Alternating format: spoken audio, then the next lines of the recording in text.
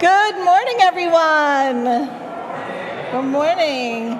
Welcome to Cedar Lane on this beautiful August morning. I'm so glad to see you all here, familiar and unfamiliar faces.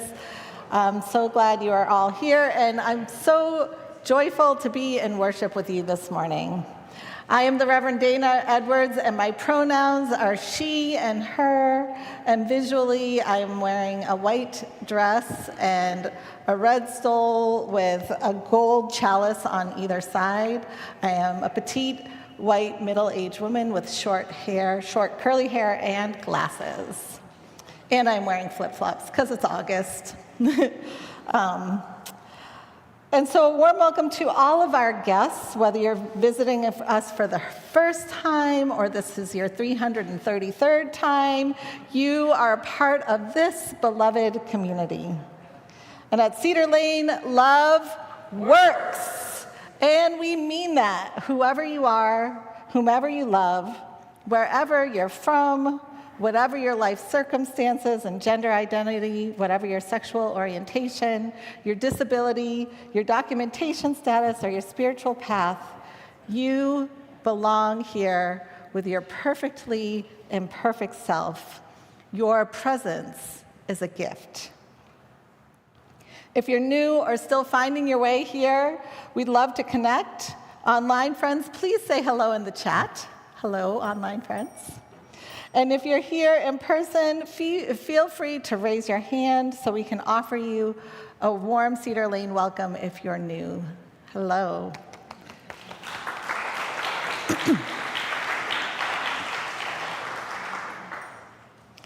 And after the service, all are welcome to join us in the fellowship hall for refreshments and conversation. If you're new, you can look for a yellow mug because at Cedar Lane, yellow means hello. And if you pick up a white mug, that is your invitation to say hello. And as we enter into this time of worship, lean into the joy, the music, the movement of this multi-generational space. Feel free to use our creative listening materials in the back, and know that if you need a moment of care, our caring ministry team is here to help and is led by Barbara Tomar this morning, and she is here for you.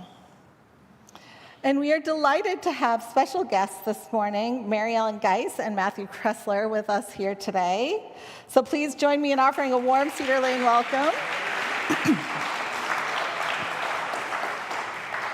Mary Ellen and Matthew are actually proud Cedar Laners, so I don't know if you can welcome people who are already part of your community, but we are glad to have them up on the chancel this morning. They have 3 beautiful and hilarious kiddos, and they will celebrate their 15th wedding anniversary in less than 1 month. Yay. And they're going to talk a lot more about who they are and why they're here this morning. But I will just say that Mary Ellen serves as the Chief Program Officer at Interfaith America, where she spent the last 17 years working to make religious pluralism the norm. And Matthew is a scholar of religion, a web comic creator, and a teacher whose work focuses on religion, race, and justice in American history. So they are very highly qualified people. And they met and got their MDiv? Got their religious studies? MA.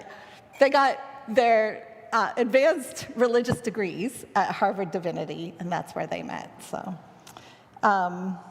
now, in the spirit of love and connection, if you're joining us online, drop a hello in the chat. And if you're here in person, turn to your neighbor with a warm greeting and say, hello.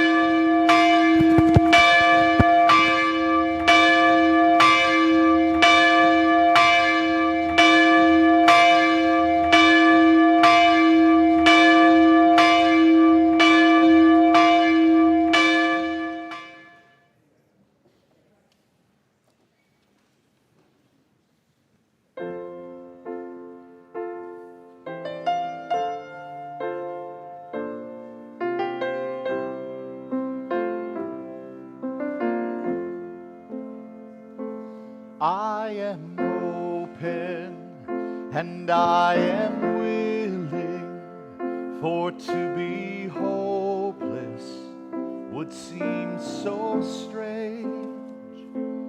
It dishonors those who go before us, so lift me up to the light of change. There is hurting in my family, there is sorrow in my town, there is panic in the nation, there is wailing the whole world round. For I am open and I am willing, for to be hopeless would seem so strange. It dishonors those who go before us, so lift me up to the light of change. May the children see more clearly, may the elders be more wise, may the winds of change caress us, even though it burns our eyes. For I am open and I am willing, for to be hopeless would seem so strange. It dishonors those who go before us, so lift me up to the light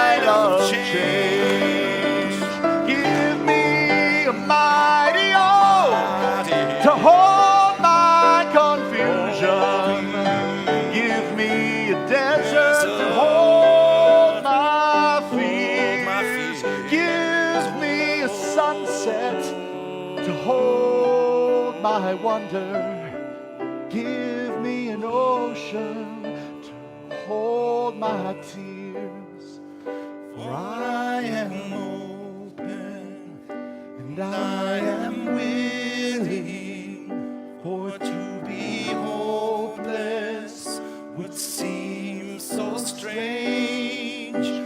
It dishonors those who go before us, so lift me up to the light of change.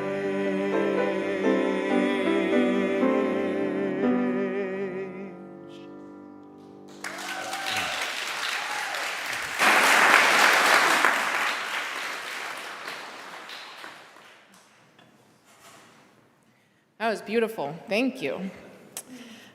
This reading is from this little book of UU meditations that my dad used to read to me growing up. Do you remember, Dad? So for that reason, this is my personal holy book. I'm happy to share it with you. Mashed potatoes. What I want in church is a place where there are suppers on Sunday evenings and they serve you mashed potatoes. Never have I heard it expressed more succinctly, the comfort role of the church community. Mashed potatoes are warmth and nourishment and safety and support. Nobody can be lonely in a church basement eating mashed potatoes and homemade pie. This came up in a conversation I had with someone new to our community who had responded to a mailing we sent to homeowners. She mailed back the card indicating she would like a call. Theologically, she's not sure that she's a Unitarian Universalist. She's not even sure she can deal with religious issues in this time. She has more basic concerns, like finding her way around a new community, meeting some people, making this place a home. Yet, she identified a need, and that I honor. I remember this conversation with her as I see new people coming to our church. They may look puzzled or awkward or amused or critical, but I think I know what a lot of them are looking for. It would be a shame if our lives became so busy and important that we don't have time to offer mashed potatoes to each other.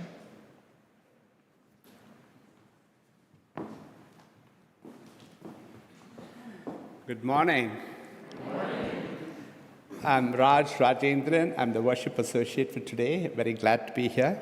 My pronouns are he and him, and it's a joy to be worship associate today. Visually, I'm an Asian Indian, late 50s. My pronouns are he and him. Glasses, French beard, and I'm wearing a black shirt, gray shirt, and black pants, and of course, fully bald. So in our Unitarian Universalist tradition, we light a chalice as a symbol of our shared faith and community.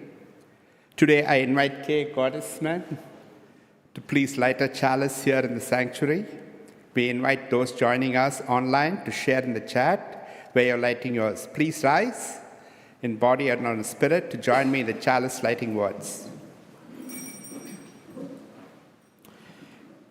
In igniting this chalice, we cast upon it our hopes and intentions for all that is positive in our minds and in our hearts. May this precious light shine on. Thank you. Please be seated.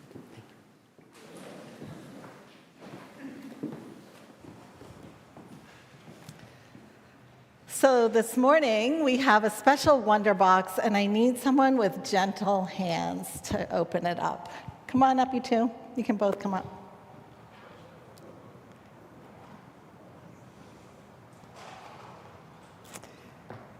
All right. So we can have one person open the Wonder Box, and the other person has to use really gentle hands to take out the thing that's inside.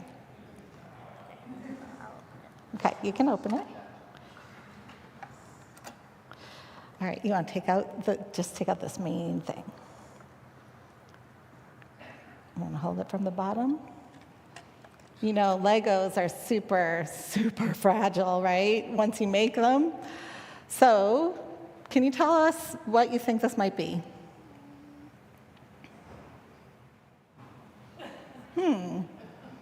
Moira, do you have an idea? Mario? It is from Mario, yeah. On Bowser's ship? It is Bowser's airship. You are absolutely correct. Thank you. Now, I could use your help for one more second if you don't mind hanging around for a sec. So this is Bowser's airship. For those of you who don't know, that comes from Mario Brothers, from the movie, right? And it reminded me of the story about the ship of Theseus, which is a Greek or Roman kind of myth or thought process or thought puzzle. But we're gonna just say Bowser's ship. We're gonna modernize it a little bit. So Bowser's airship. So I wonder if we could take this piece out and put it on top.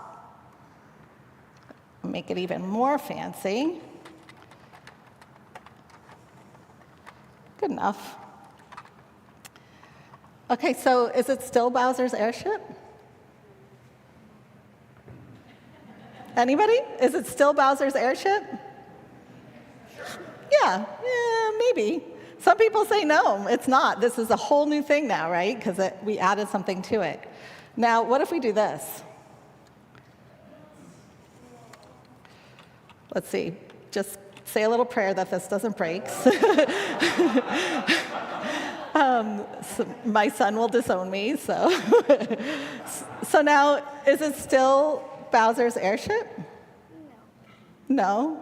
You say no? It does. So, but it looks different, right? So is it still Bowser's airship? I wonder. Now, I have a couple of Lego pieces in there. Could you add them to the ship for me? Maybe put them in the middle. Oh, you got it. Okay. So we have these new pieces in here.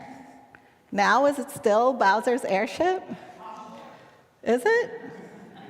Or is it something completely, you think it is now? It's still Bowser's airship? What do you think, Moira? You think it still is? Bowser would probably say it still is. Now, but this has me thinking, right? So we used to have shoji screens in the back of our chancel, but we don't anymore. Are we still Cedar Lane? Yeah, we are. And we used to have 7 principles in Unitarian Universalism, right? Do you remember those? And then we had 8. So when we added the 8th, are we still Unitarian Universalists? And then we kind of flipped things around and did a whole bunch of things with our polity, and we now have our values. And, less emphasis on the principles, more emphasis on the values, although we can still love and cherish the principles. So when we move from principles to values, are we still Unitarian Universalists? Just some things to think about as we move forward into our service.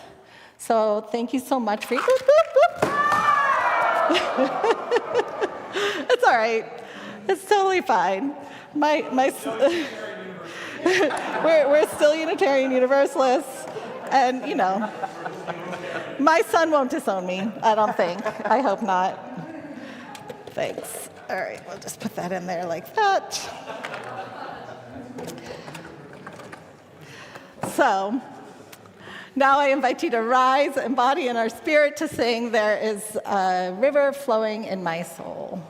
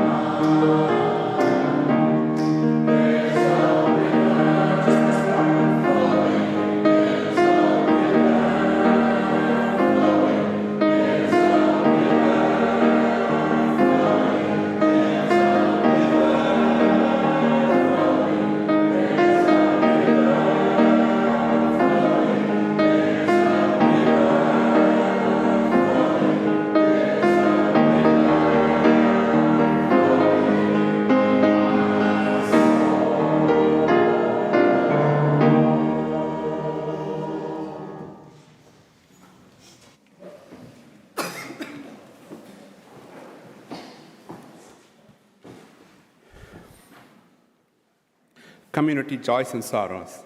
As we enter this quiet moment together, I invite you to pause and take a steady, gentle breath in and out.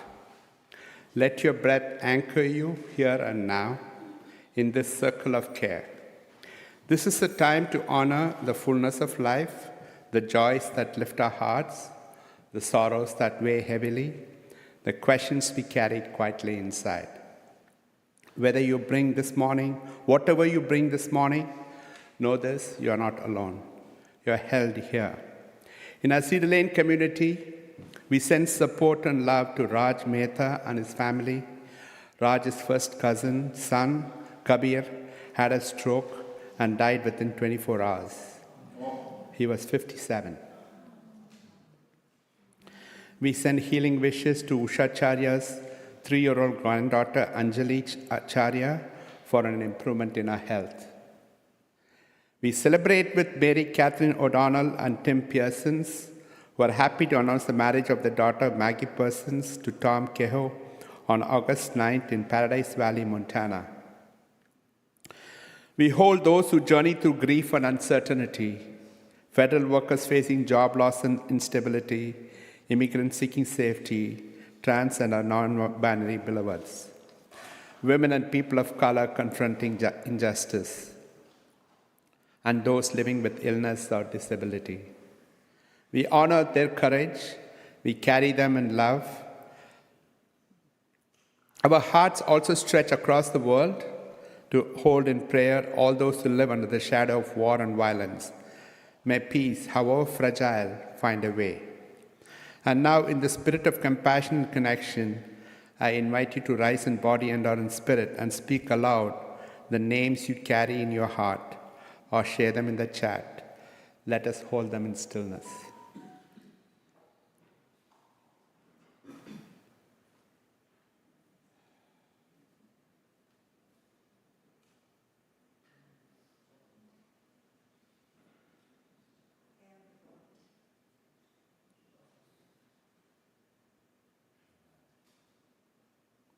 Thank you. We now invite you into a ritual of connection at the side table or smooth stones, waiting to be chosen.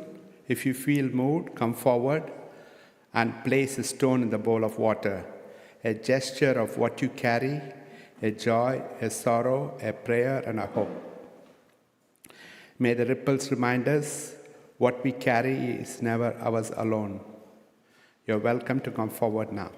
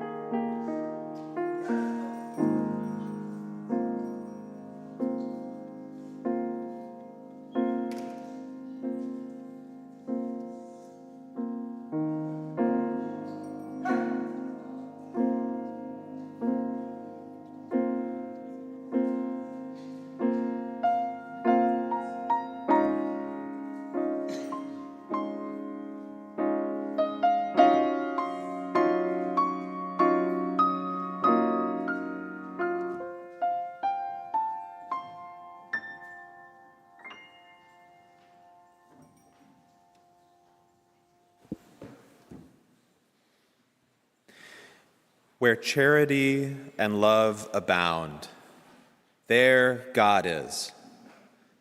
There we are. Here, where love works. May we be a place for all. May we be a place for all those who wander, for all those who hunger and thirst for beloved community to call home. And may we have the courage to work for justice in our cruel times. For in the words of Dr. Cornel West, justice is what love looks like in public. Amen. May it be so. May we be the ones to make it so.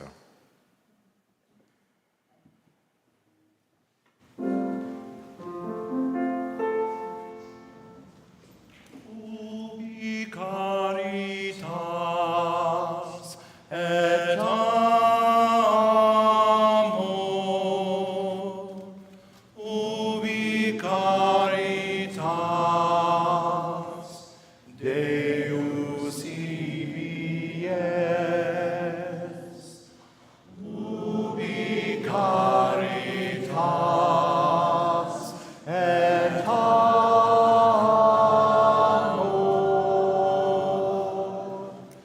ubi caritas Deus ibi es, ubi caritas et amor,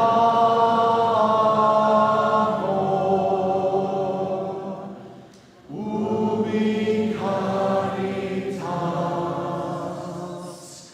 Deus ibi es.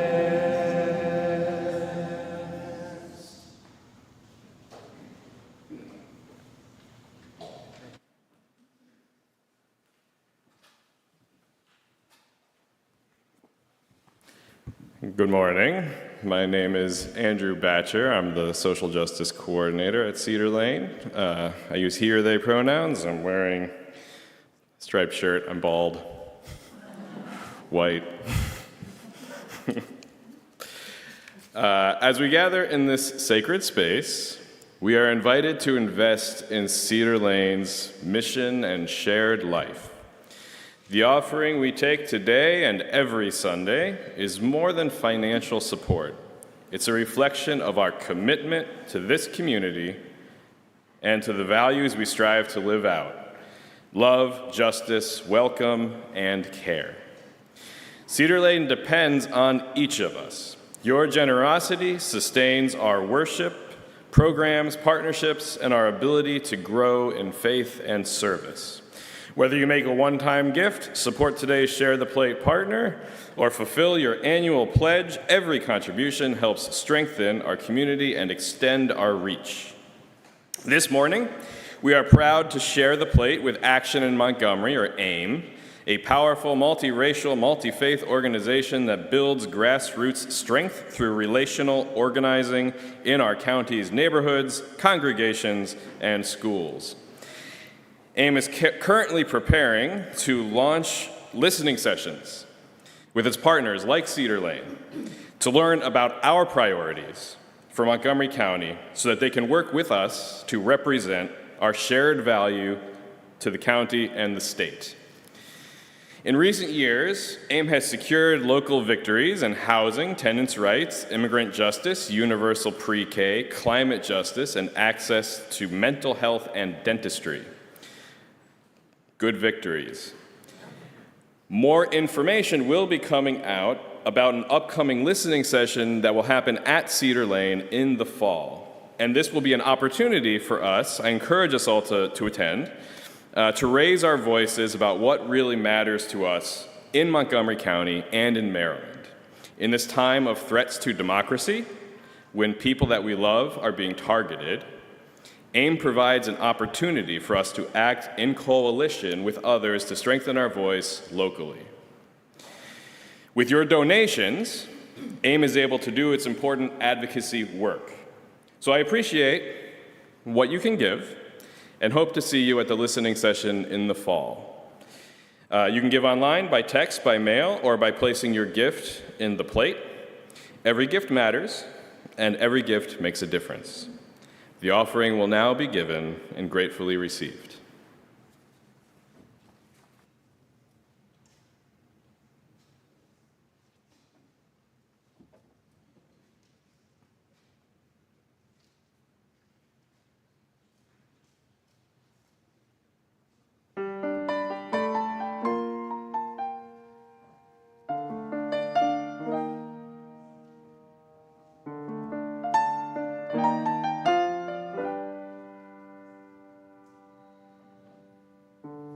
Let's be honest, it's a choice to get out of bed most Sundays.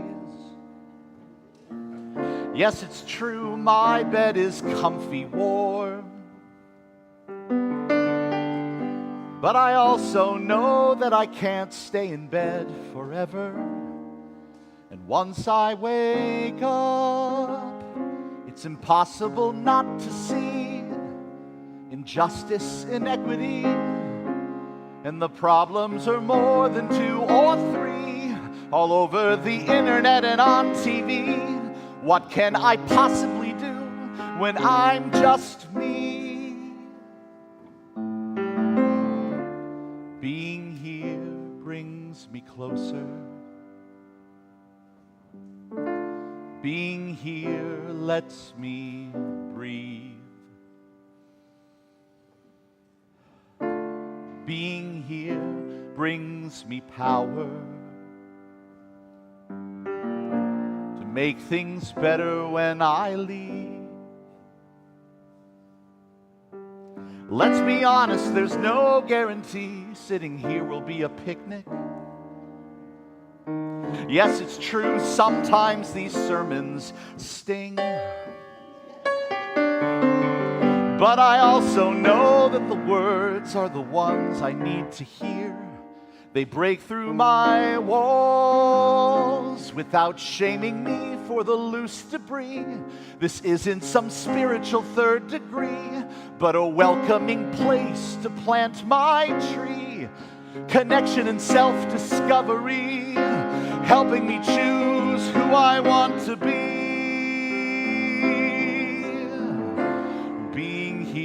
Brings me closer. Being here lets me sing. Here I am free to sing together in song, admitting we're sometimes wrong, but knowing that makes us strong.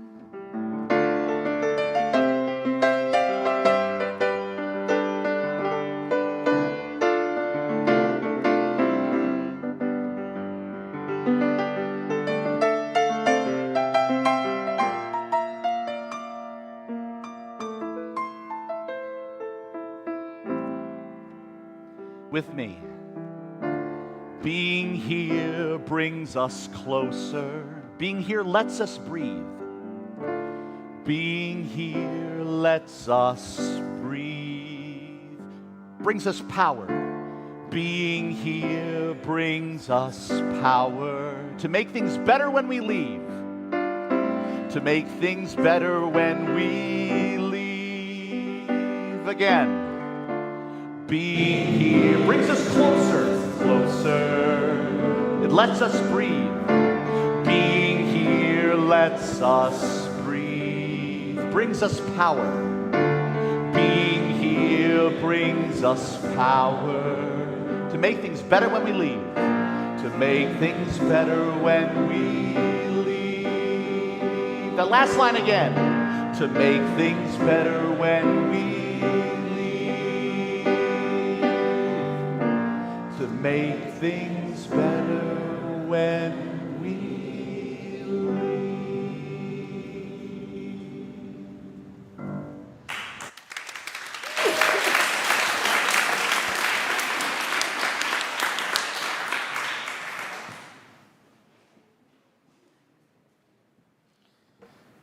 A reading from Timothy Snyder's On Tyranny.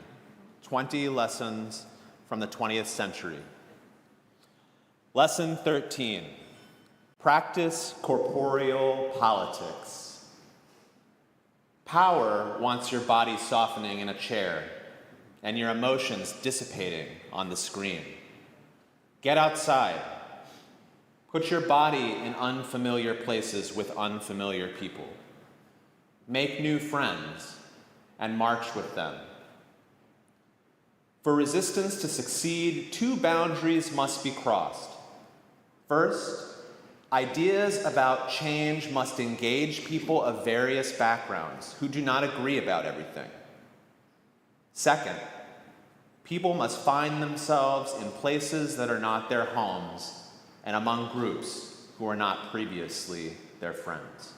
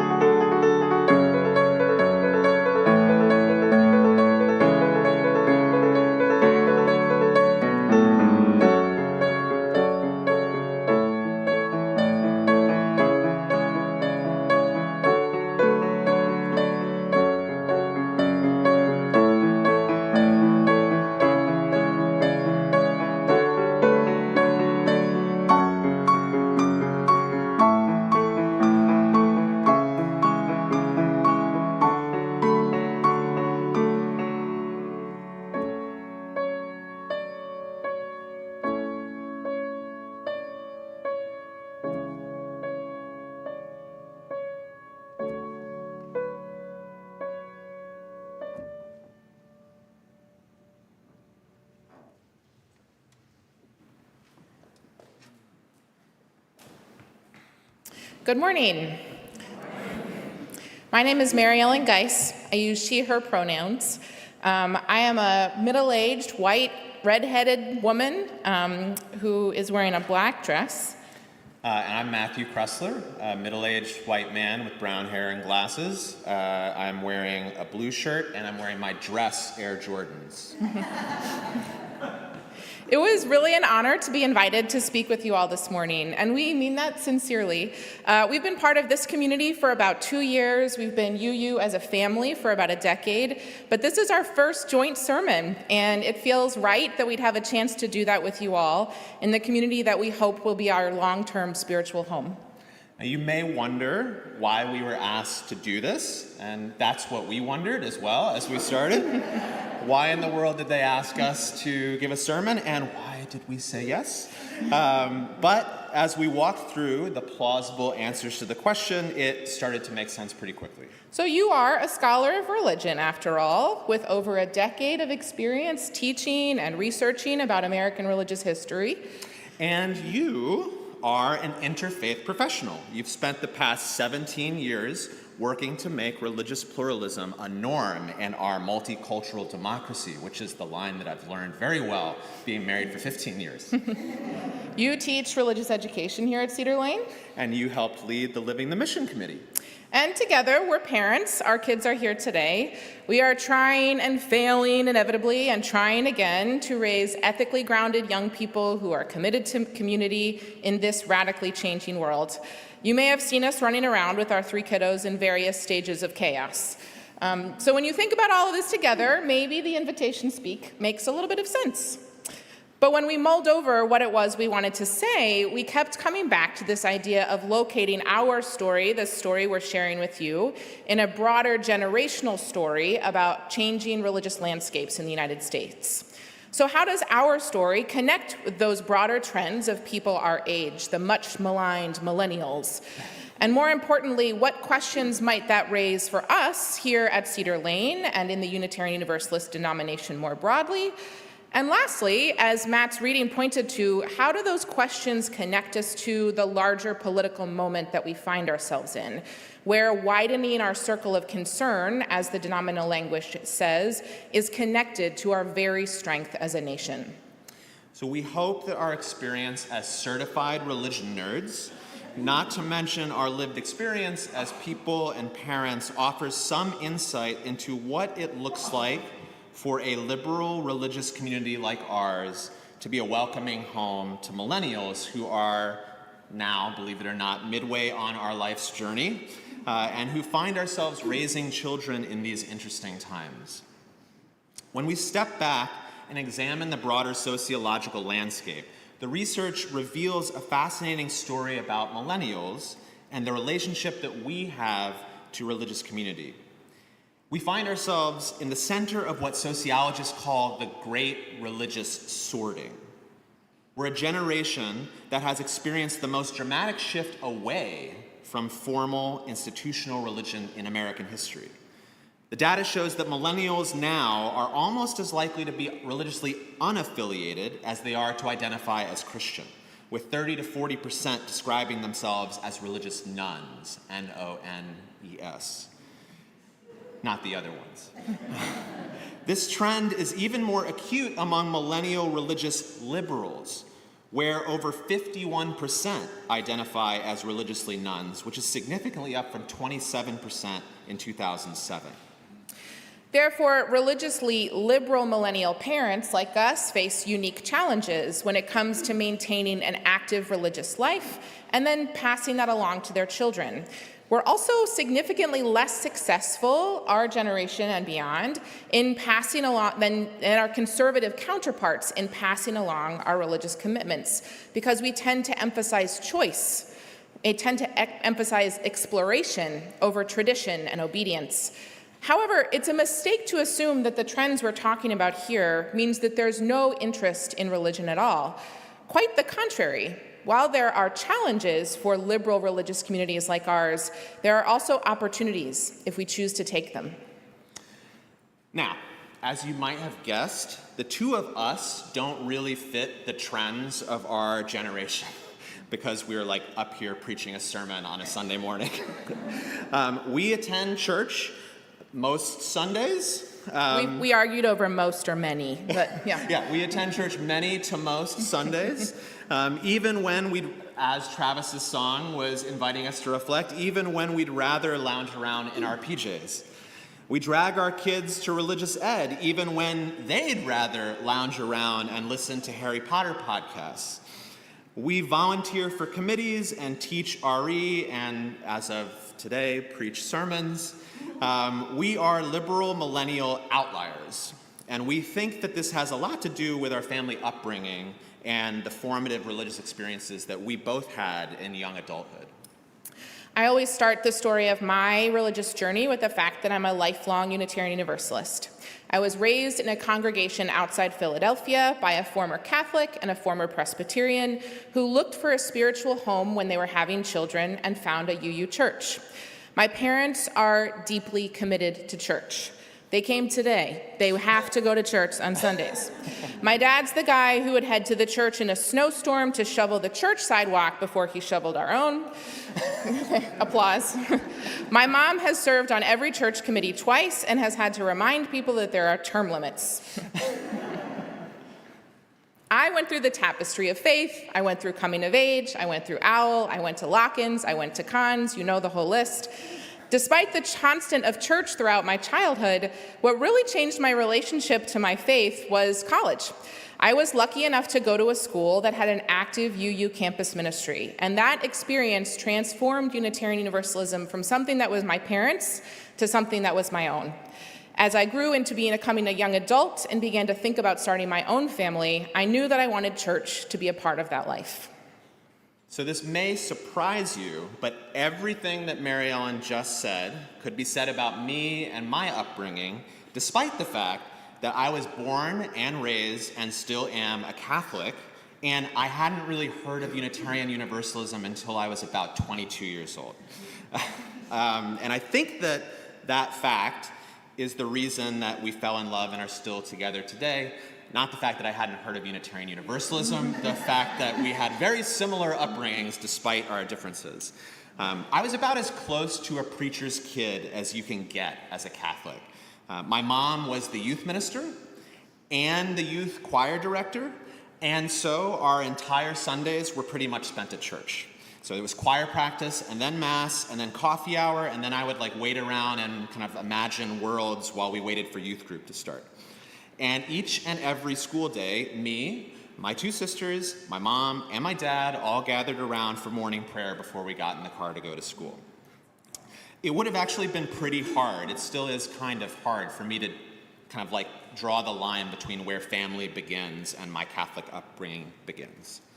And also, like Mary Ellen, I made my faith my own when I was in college. At a very small Catholic university, I threw myself into the contemplative life of the Franciscan friars who ministered there, and I was transformed by a very special theology professor who happened to be an Indian, post-colonial, feminist, Catholic, liberation theologian. At the same time that the clerical sex abuse crisis and the increasingly right-wing politics of bishops and priests were driving so many of my peers away from church, my Catholicism and my general religious nerdery was deepening. And so I enrolled at Harvard Divinity School to continue that journey, and I had no idea that that would bring me both to the bastion of Unitarian Universalism and to meet my future wife. So in many ways, we're like many of the millennials who grew up with the routine of going to church every Sunday, whether we wanted to or not. But unlike many liberal millennials, we've had formative experiences which shaped our understanding of the value and the meaning of religious community. So religious community for us is pivotal to how we envision the life of our family, and that makes us something of an anomaly among many friends, although not those friends here. From friends outside the church, we regularly hear a hunger for something more. One of our friends who seems to be hungering for something more is Trevor. So we were book clubbing on tyranny, as you do, and we came to the lesson that I just read as a reading. This was the one that really resonated for our friend Trevor. Put your body in unfamiliar places with unfamiliar people. Make new friends and march with them. Trevor shared how he was reading all the things he was supposed to read and signing all the petitions you're supposed to sign, donating to all the charities, but what he really struggled with was that corporeal politics part. He said, I want something I can join. I want a community of shared values, something I can commit myself to, something I can have my kids involved in. And I turned to the Zoom screen and was like, bro, that's a church. What you're talking about is a church. We see, like in our friend Trevor, a hunger in our generation for the kind of spiritual nourishment you get in community. Yes, especially in community with people of various backgrounds who do not agree on everything. Among groups who were not previously their friends. So we convinced Trevor to go check out his local UU church. And there are many parts of the church community he absolutely loves. He loves to sing. He regularly sends us the links to the songs that he's singing in the UU choir. But he's also run into some things that he doesn't like. Number one, he thinks there's too many kilts in his Bay Area congregation. Number two, though, more importantly, he wants to participate in the choir without having to attend every Sunday worship for performances. He'd also like to find more community with people his age, but he hasn't found them in church. He's not sure how to. My sisters, believe it or not, are also examples of this trend. So both, obviously, were raised in my same Catholic family, but unlike me, they left church behind for entirely understandable reasons. related to sex abuse, the LGBTQ, kind of the range of the LGBTQ issues. And at encouragement from us, both started attending UU churches in their own communities. And actually there's this one magical moment where the entire Cressler family across the East Coast were all attending a Unitarian church at the same time, including my parents. They wanted a community where they could raise their children in one that had values that align with their own. They too, my sisters, have found wonderful gifts there. One of my sisters loves the full inclusion of their queer family in church life, and the other is overjoyed by the OWL program. And yet, they too have had difficult experiences. One of my sisters, looking to get more involved in her local church, joined a committee and was quickly made to feel that some of her suggestions just weren't really welcome.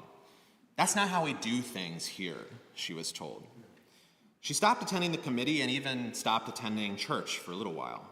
Another sister experienced regular bickering conversations about community disagreements and about topics that really didn't mean much to her because she was relatively new and didn't have a sense of what they were bickering about in the first place. So what are our experiences of these stories? It's a lot of joy to see loved ones exploring things that are deeply meaningful to us, but also some sadness to hear them wrestling with what they find. On the one hand, churches are just communities of people, perfectly imperfect, just as humans are. And at the same time, we think there are some nuggets here to spark imagination about what it means to be in a church for everyone. During our Living the Mission committee meetings, which many of you were involved in over the past several months, Reverend Abby pointed out that Cedar Lane is a community that is ministering at the same time to 3 distinct communities. First, to long-standing congregational members, the pillars of the community, you know who you are. Second, to relative newcomers to the community, people like me and Matthew, Trevor, and Matt's sisters. And lastly, to potential new members, people who haven't even yet come in through the door. One question for us as a congregation is, how are we creating a community that is welcoming to people who haven't yet arrived and to the people who are already here? Looking at Trevor's story, what might it look like to imagine a church where Sunday worship isn't the primary way to be part of church life? We regularly hear from our friends who otherwise would like to join a church that Sunday mornings just don't really work. With most parents working full-time and many activities in the evening, Sunday morning is precious downtime, or yet another day for travel soccer or baseball. But Trevor's experience with choir indicates that a different type of community and maybe even a different type of worship is possible for some people. Are there ways to anchor what it means to be part of the congregation in different parts of community life? In choir, or in soul circles, dinner communities, game nights? Of course, we're thrilled when someone chooses all of the above. And if you can't tell, we've kind of clicked the all of the above button. But if they choose just one, they're no less part of our community. And how do we help newcomers find those different tracks, those different options? How does a community welcome and navigate change? In Matt's sister's experience, her new perspectives felt rejected and unwelcome. It made her feel unwelcome. This is a powerful and challenging dynamic for many churches, including UU communities, especially where, by the numbers in our denomination, many members are older and very rightly proud of what they've built. As you heard in Reverend Dana's Ship of Bowser, right, story, it's a helpful analogy to think about what change looks like and what that means for community. As those individual pieces of community change over time, how do we still understand ourselves as the same church? We also think our own stories as young adults are helpful here. During a faith formation strategy session with Reverend Dana, we were among the participants, we realized that Cedar Lane has relatively few, if any, programs for young adults. After high school, there's something of a gap in our faith formation offerings. While we, like many in the meeting, are often tempted to prioritize ministries for the folks who are already here, The reality is that investing in emerging and young adults is an investment in the future of our community. That can be a challenging decision when resources are stretched, but what are we losing if we don't consider it? Last thing, one thing that we've truly loved about our experience at Cedar Lane that we think could expand. Religious education here really feels like a community effort, not just the responsibility of parents with school-aged children. This is not something we've experienced at every church. We've been amazed. It's beautiful to see RE teachers of all ages, including folks who are not parents of the children in the program. This way of contributing is a powerful gift that you all give to parents of young children. It allows us to contribute to and benefit from the community in other ways, to join worship, to join other committees, to go for a walk and find a moment of tranquility. More of this type of community contribution makes it possible and enticing for parents our age to join congregations meaningfully. So, here we are, two liberal millennials who keep showing up to church on Sunday. We've shared our stories not because we think we have all the answers, but because we believe our experiences point to something bigger. Putting, again, to quote Timothy Snyder, putting our bodies in unfamiliar places with unfamiliar people is a wisdom that extends beyond protest marches. It's about the everyday work of building beloved communities where love works. Part of responding to our authoritarian times is being in community.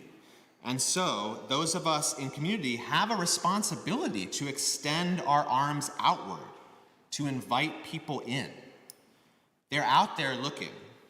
We have to help them find us and want to stay.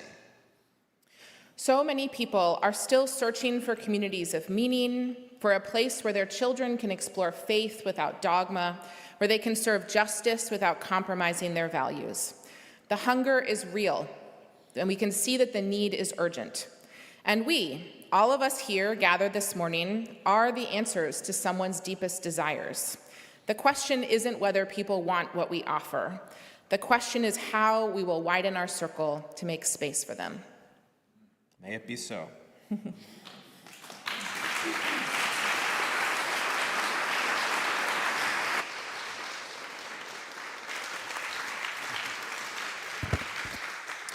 I ask everybody to rise in body or in spirit. We sing together, Come and Go With Me. And if you want to know what beat to clap on, I have a recommendation, 2 and 4. 1. That's 2-4, yes. Come and go with me to that land. Come and go with me to that land. Come and go with me to that land where I'm bound. Come and go with me to that land. Come and go with me to that land. Come and go with me to that land where I'm bound. There will be freedom. There will be freedom in that land. There'll be freedom in that land. There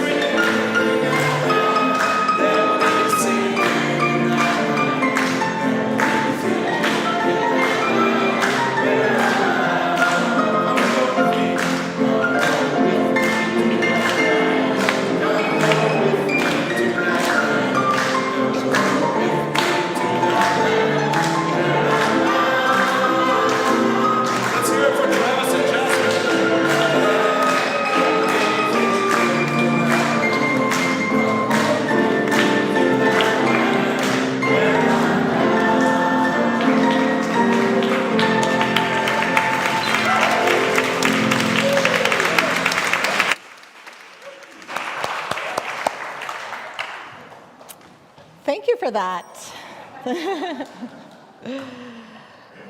So whether you are somebody who wants to check all of the above or somebody who just wants to do one wonderful thing here at Cedar Lane, we have a few updates and announcements. And at Cedar Lane, we know that announcements aren't just updates, they are invitations. Each one is a chance to connect, to show up, and to live out our values in real ways. These are opportunities to grow in community, to deepen your faith, and to make a difference. So thank you to all who have donated bottles and egg cartons to our summer camp. There's still time. If you forgot them, you can drop them off next Sunday, because our church starts the following Monday. And there's still just a few spots open if you if you're a parent and you're looking for something for your kids to do in the last week before school starts. I know I was looking for that.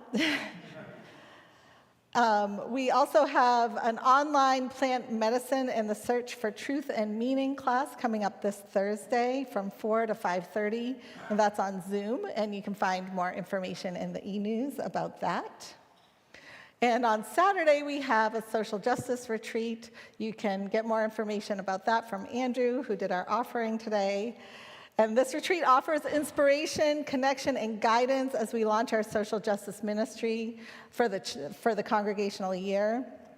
And right now, I know I don't have to tell you, in these times of injustice and autocracy, acts for love, boldly and with the community, is more important than ever.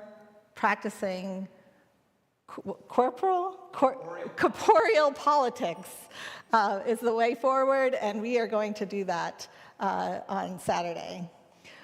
And if you want to sing with our summer choir, if you want to be a part of this amazing ministry that just seems to just happen every Sunday, but it takes some effort and planning, but if you, just a little bit, but if you want to be a part of it just for one Sunday, you can come at 9 a.m. next Sunday. You can talk to Michael if you'd like to. So you just rehearse that day and then sing in the service. And there is online training if you'd like to get that as well. So Michael, can you just raise your hand so people can see? So those are our announcements.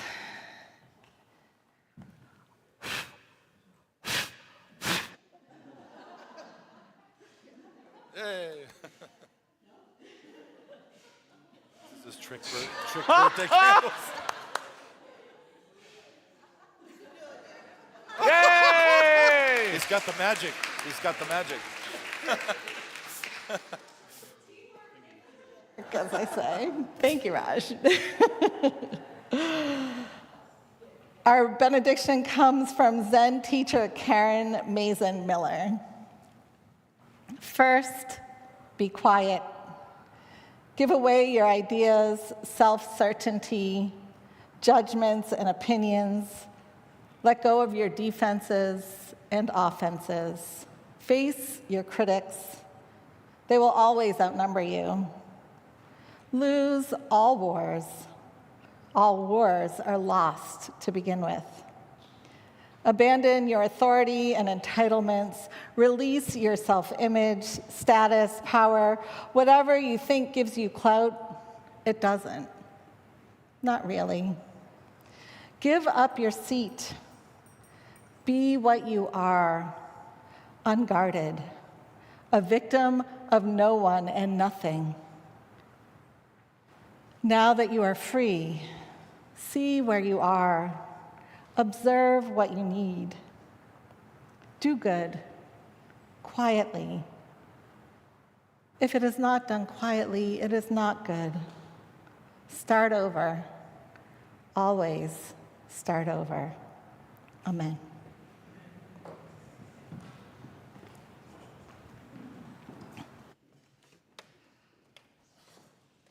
All right, I guarantee that most of you have heard this music, but you've probably not heard these words. So buckle up. I am the very model of a modern Unitarian, far broader than a Catholic, Hindu, Jew, or Presbyterian. I know the world's religions and can trace their roots historical, from Moses up to Channing, all in order categorical. I'm very well acquainted too with theories theological. On existential questions I am always wholly logical. About most any problems I am teeming with a lot of views. I'm full of fine ideas that should fill our church's empty pews. Full of fine ideas that should fill our church's empty pews. We're full of fine ideas that should fill our church's empty pews. We're full of fine ideas that should fill our church's empty pews. I quote from Freud and Jung and all the experts psychological. I'm anti-nuke, I don't pollute, I'm chastely ecological. I try to make our heaven now as life is temporarian. I am the very model of a modern Unitarian. I try to make our heaven now because life is temporary. And we are the very model of a modern Unitarian. Verse 2. I use the latest language. God is never Father or the Lord, but ground as being source of life or almost other any word. I never pray, I meditate, I'm leery about worshiping. I serve on 10 committees, none of which accomplish anything. I give to worthy causes and I drive a gas-conserving car. I have good UU principles, although I'm not sure what they are. I'm open to opinions of profound or broad variety. Unless they're too conservative or smack of righteous piety. Unless they're too conservative or smack of righteous piety. Unless they're too conservative or smack of righteous piety. Unless they're too conservative or smack of righteous piety. I formulate agendas and discuss them with the best of them, but don't ask me to implement, we leave that to the rest of them. I try to make our heaven now as life is temporarian. I am the very model of a modern Unitarian. I try to make our heaven now as life is temporary. We are the very model of a modern Unitarian.